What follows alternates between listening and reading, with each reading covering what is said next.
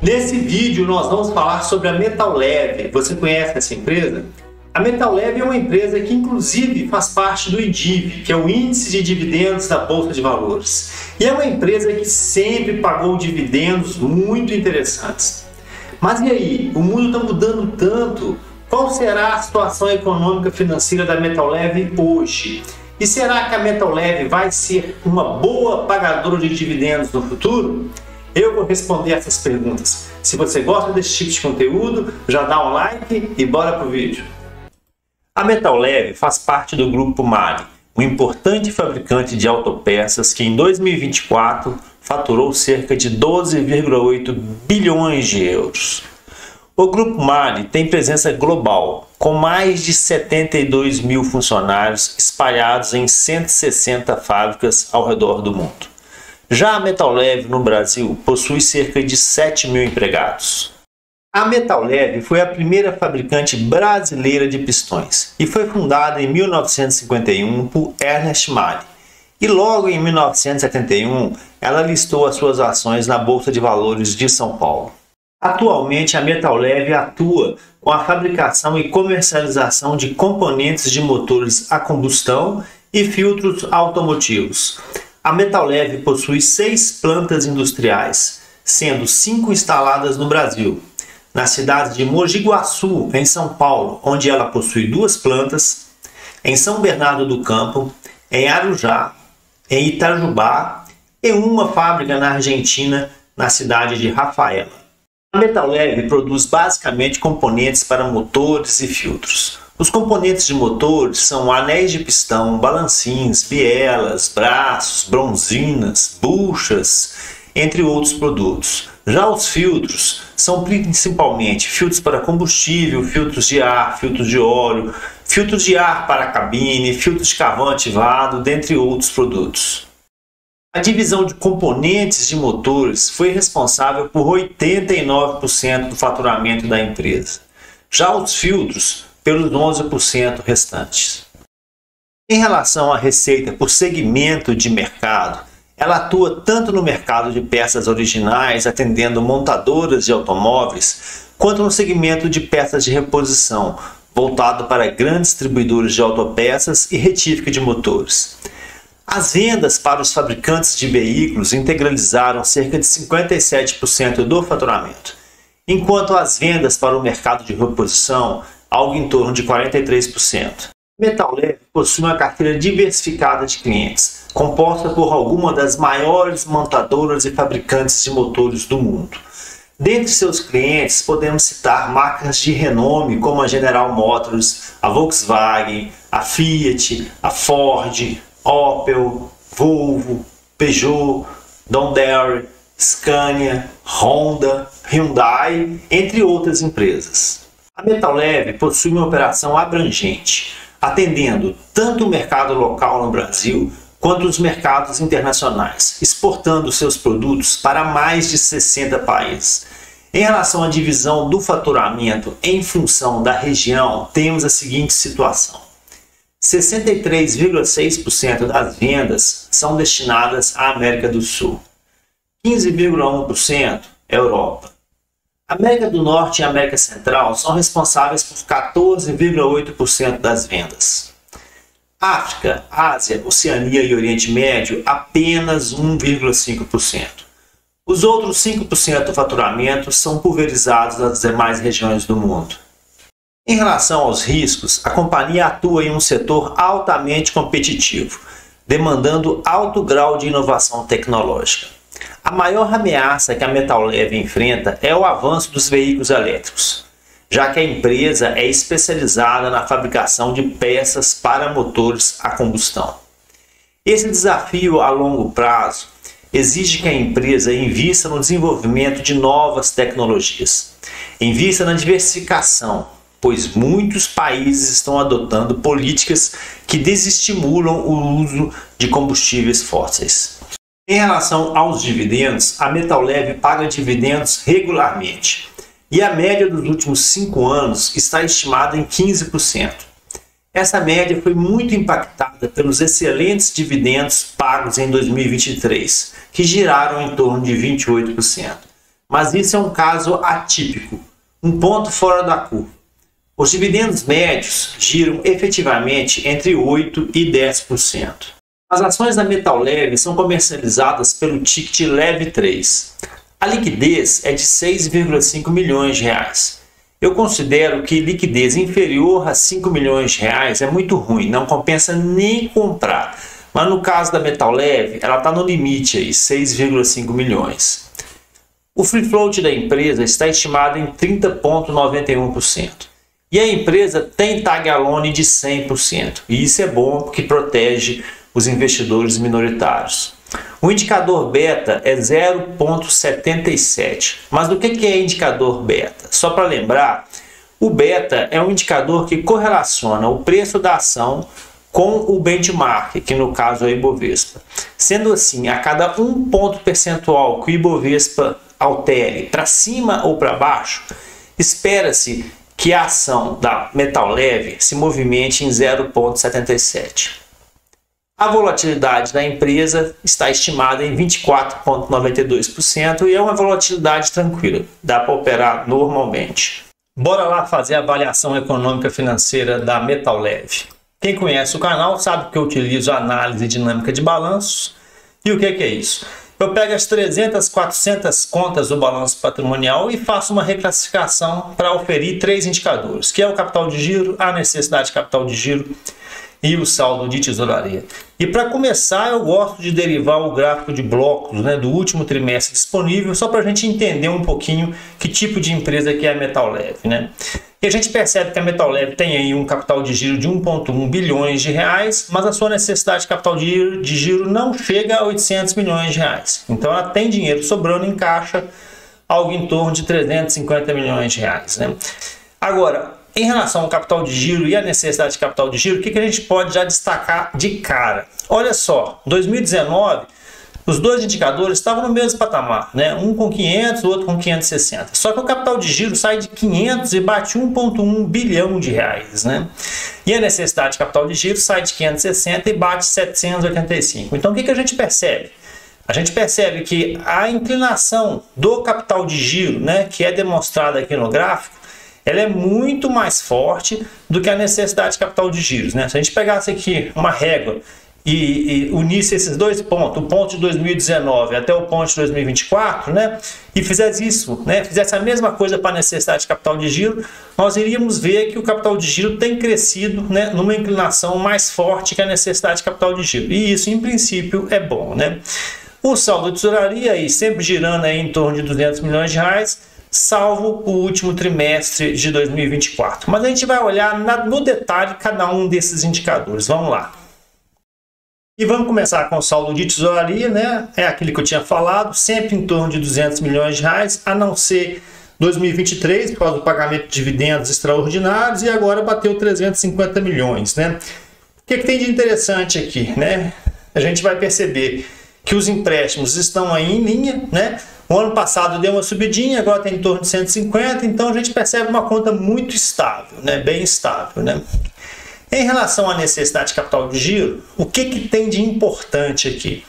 A gente vai perceber que o capital de giro, a necessidade de capital de giro, cresceu muito pouquinho, Saiu de 560, batendo 785 milhões, Mas poderia ter crescido menos ainda, Se nós avaliarmos aqui o crescimento das contas de contas a receber, estoques e fornecedores, a gente vai perceber que a conta de fornecedores, sim, subiu aqui de 150 milhões para 400, Então subiu aqui 250 milhões de reais, E isso é bom, tá, gente? Quanto mais da obrigação a empresa tem com fornecedores, melhor. Significa que ela está utilizando o dinheiro dos outros para custear as suas operações.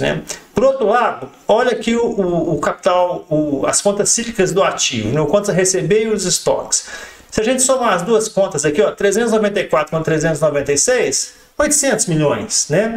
E agora aqui, só a conta de contas a receber 800 milhões mais 700 aqui. Então aqui, ela sai de 800 e bate 1.600. Aqui embaixo, ela sai de 150 e bate 400. Então aqui em cima, ela aumenta em 800 milhões de reais e aqui ela só aumenta em 150 milhões, o que é ruim, né? Geralmente a gente tem que cadenciar, aumentar, né? Dilatar a nossa conta de fornecedor, de forma que ela financie, né, o quanto você receber e os estoques, né? E isso, infelizmente, a Metal Leve não conseguiu fazer, né? Então é por isso que a sua necessidade de capital de giro subiu, né? Ela sim conseguiu dilatar um pouquinho aqui a conta de fornecedor, mas o quanto você recebeu o estoque subiu muito mais do que proporcionalmente, e aí ela teve esse incremento aqui. Mas isso não é o problema da Metal Leve, ok? Já a conta de capital de giro, essa é muito rica, bastante interessante, né? O que a gente vai perceber na conta de capital de giro? O que tem de importante eu já circulei de amarelo, tá? Mas aqui, vamos dar uma panorâmica antes aqui. O capital de giro sai de 500 milhões e bate 1,1 bilhão de reais. Então você olha assim e fala, nossa, que legal, né? A empresa colocou aí em torno de 650 milhões de reais de capital de giro ao longo desses 6 anos, né? E aí você vai começar a olhar assim, o comportamento dessas contas, né? E a gente percebe que existem algumas contas que tiveram aí um comportamento mais agressivo, né? E que contas são essas, né? Essas contas que estão de amarelinho, tá? Só lembrando, gente, essas contas não cíclicas do ativo, onde eu estou circulando o mouse aqui, esse primeiro bloco, quanto maior forem essas contas, melhor para a empresa, tá? E as do ativo aqui embaixo, né, onde eu estou circulando, quanto menor forem essas contas, melhor, né? As contas não cíclicas do ativo, essa turma aqui praticamente não teve alteração relevante nenhuma. Então, a alteração que teve no capital de giro, ela foi proveniente basicamente, né, das contas cíclicas, não cíclicas do passivo, né? E o que tem de importante aqui? Em primeiro lugar, aqui o que salta aos olhos é essa conta aqui de ajustes acumulados de conversão, né? Batendo aqui 740 milhões de reais. E que conta que é essa? Isso aqui diz respeito à operação da Metal Leve na Argentina, né? Ela tem que trazer os dados da sua unidade da Argentina, consolidar esses dados dentro do seu balanço patrimonial, né? E aí o que acontece, gente? O ativo e o passivo, ele é atualizado com base na cotação do último dia do mês. Já o patrimônio líquido, ele é atualizado com dados históricos. Então essa conta não fecha, né? A conta não fecha, ficou com um buraco, e esse buraco aqui no caso de 2023 são 740 milhões de reais. Então, trocando em miúdos, a operação da Argentina, né, ela demandou capital de giro, ela tirou dinheiro, né, tirou capital de giro da operação da matriz aqui no ano de 2023, por exemplo, em torno de 739 milhões, né? Isso tudo impacta no capital de giro, né? Se você tira esses 739 milhões aqui, essa conta aqui vai para 2,5, aqui vai para 1,1 bilhão, né? Então, por isso que é complicado. Você ter operação em país que está passando por uma situação econômica financeira complicada, com uma volatilidade do câmbio muito grande, ele traz um impacto para dentro do seu balanço patrimonial. E aqui é nítido o impacto da operação na Argentina, na operação da Metal Leve no Brasil, né? Mas de qualquer jeito, o que a gente pode observar aqui? O que tem de mais importante, né? Nós percebemos que aqui em 2022 a companhia tinha reservas de lucro de 944 bilhões, né? Depois passa para 450 e 230. Né? O que é isso? Por que essa conta saiu de 944 e foi para 230? Pagamento de dividendos. Né? Em 2023 ela fez pagamento de dividendos recorde, dizendo, né? A faixa aí, se me falar a memória, em torno de 700 milhões de reais. Os dividendos dela bateram em 28%. Né? Então, basicamente, esse dinheiro que estava financiando a empresa, ele sumiu. Né? Então, por isso, você teve uma situação concomitante aqui. Né? Você teve uma questão da Argentina, que tirou capital de giro da empresa aqui no Brasil, e esse pagamento de dividendos também enfraqueceu a situação de capital de giro da empresa, né? Mas como é que ela conseguiu lidar com isso, né? Ela lidou com isso de duas formas: pegando empréstimos e financiamentos de longo prazo, né? Que antes, aqui em 2022, estava em torno de 240 milhões de reais e agora batendo aí os 870 milhões, né? E teve sim um follow-on, né? Na qual a empresa saiu de 960 milhões e batendo 1,6 bi, né? Então, resumindo aqui, trocando em miúdos, né? Se a gente fosse olhar aquele gráfico aqui, na qual o capital de giro desce, né? Bate o seu menor ponto aqui em torno de 600 milhões e depois ele sobe, né? A gente vai concluir, né, com base nessa análise aqui do capital de giro, que isso aconteceu em virtude de 4 contas, né? O resultado da Argentina, que foi muito ruim para a operação no Brasil, né? O pagamento de dividendos extraordinários, né? Foi um pagamento muito desproporcional, bateu 28% de DI, né? De dividendos, né? E aí, para custear esses 2 rombos aqui, que é o rombo da Argentina mais o rombo dos dividendos, ela fez um follow-on, né? Saindo de 966 passando para 1,160 bilhão, né? E contraiu, né, empréstimos financeiros, né? Então, assim, na minha avaliação, ela distribuiu mais dividendos do que deveria, né? Distribuiu mais dividendos do que deveria, isso é muito ruim, né? Em relação ao endividamento, nós temos uma empresa que ao longo de 3 anos, aí, nesse corte, que é os anos de 20, 21, 22, ela tinha dívida líquida negativa, né? E o que isso significa? Que ela podia pegar o dinheiro dela de caixa, mais as aplicações financeiras, ela pagava seus empréstimos todos de curto e longo prazo e não sobrava dinheiro, né? Aqui em 2021, 233 milhões, né? Ela tinha um saldo, uma dívida líquida negativa, mas como ela pagou seus dividendos recordes em 2023, né? Hoje ela tem dívida, né? Uma dívida líquida de 500 milhões de reais, né? Então, todos os caminhos mostram que aquele pagamento que ela fez de dividendos em 2023 foi desproporcional, né? E ele, quando ele se associou à questão da Argentina, ele foi muito cruel para a empresa, né? E a empresa deixou de ter uma dívida líquida de 230 milhões de reais, né? Uma dívida líquida negativa, e passou sim a dever os bancos, né? Em 500 milhões de reais, né? E isso aqui começa a gerar um resultado financeiro, né, negativo, né, como já está gerando, né? Enfim, em relação às contas de resultado, nós vamos ver o quê? Uma empresa que tem um EBIT, né, resultado operacional é EBIT, tá, gente, para simplificar. Ela tem um EBIT aí de 22 e 23, em torno de 17 e 18%. O EBIT esse ano está um pouquinho superior, a gente vai tentar descobrir por quê. Né? O resultado financeiro esse ano aqui de 24, batendo aí 60 milhões de reais, negativo, né? Normal pelo endividamento que ela passou a ter e antes não tinha, né? E o lucro líquido aqui, ele deve estar girando aqui de 13% a 17%, né? Esse ano aqui de 2024 deve bater um pouquinho mais de 15%, né? A gente percebeu aqui que o EBIT aqui em 2024 ele foi maior, e ele foi maior porque o CMV foi menor, né? Então, uma empresa aí que nos últimos 2 anos, pelo menos, tem um CMV aí na faixa dos 70%. Então, pessoal, agora vamos responder as perguntas, né? E são 2 perguntas. Qual que é a situação econômica financeira da Metal Leve? E se a Metal Leve vai continuar sendo aí uma vaca leiteira dos dividendos, né? Então, vamos por partes. O que nós vimos? Nós vimos que o negócio da Metal Leve é um negócio ok, tá? Ela tem aí um EBIT aí na faixa de 21 pontos percentuais.